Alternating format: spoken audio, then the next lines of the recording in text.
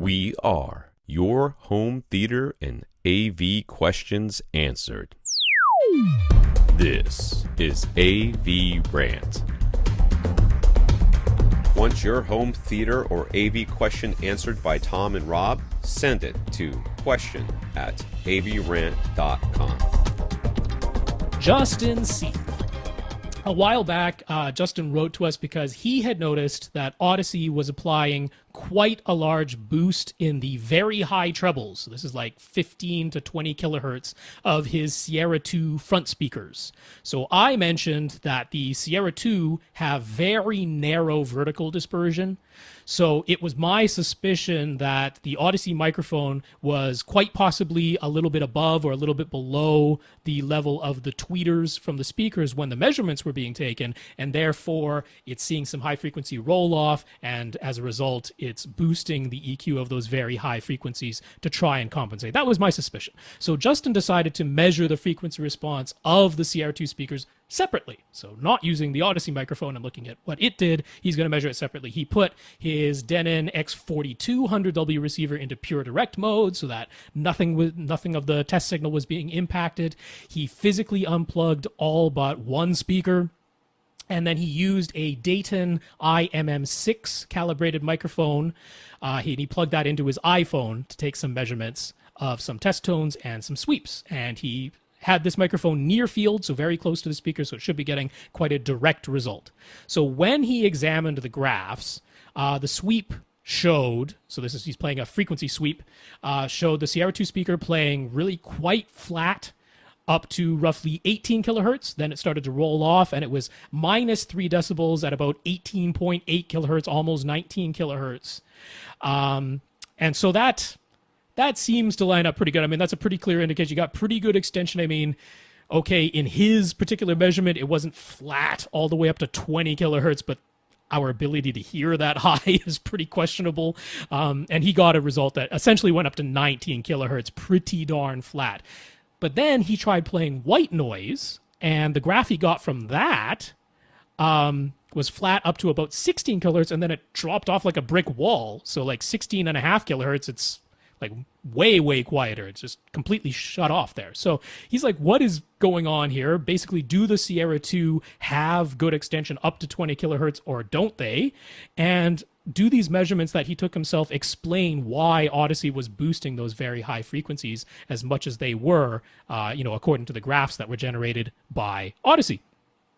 So I don't know for sure, but my suspicion is that whatever white noise test signal was being played, it's the test signal that didn't contain really any information above 16 and a half kilohertz. I mean, it just drops off like a rock. And we have here this sweep that played up to 20 kilohertz that clearly shows response from the speaker, from the Sierra-2 speaker, going above 16 kilohertz, really clearly. So I can only suspect that the white noise test signal itself was a truncated signal, that it just didn't contain information above 16 kilohertz. That's really the only thing I can say there.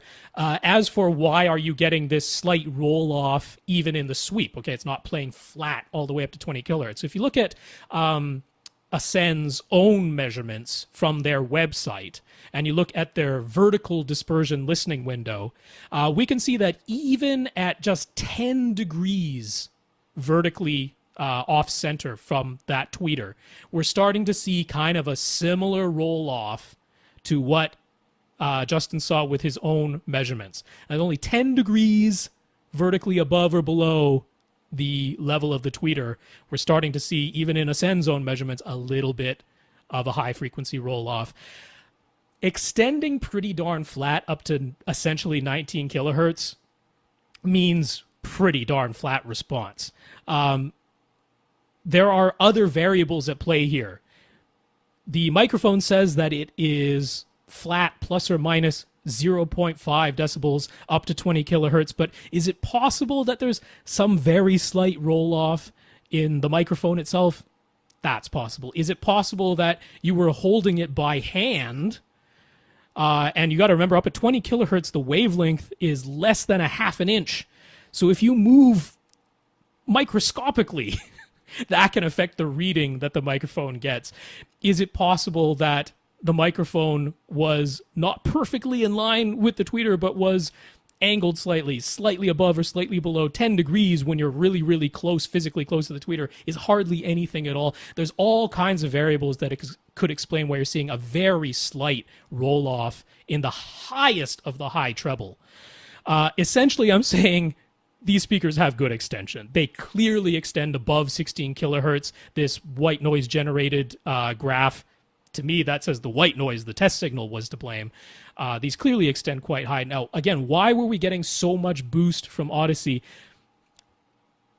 If they had this flat response that you measured up to, you know, let's be conservative, at least 18 kilohertz, and we're seeing this much boost happening when Odyssey did it, I still think that it was off axis. Again, because if you look at Ascend zone measurements, you get 15 degrees off axis. There's a pretty substantial roll off in the highest frequencies above 16 kilohertz.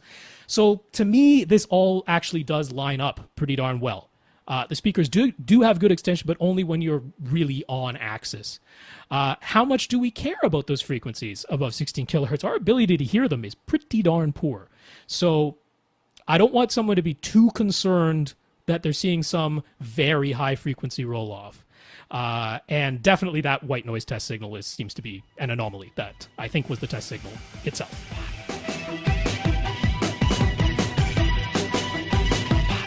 Want your question answered? Send it to question@avrant.com.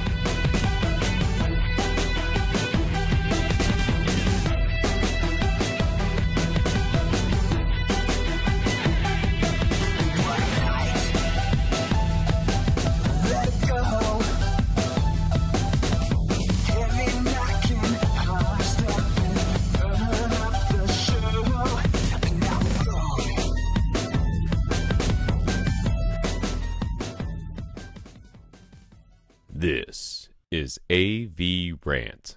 Now go out and listen to something.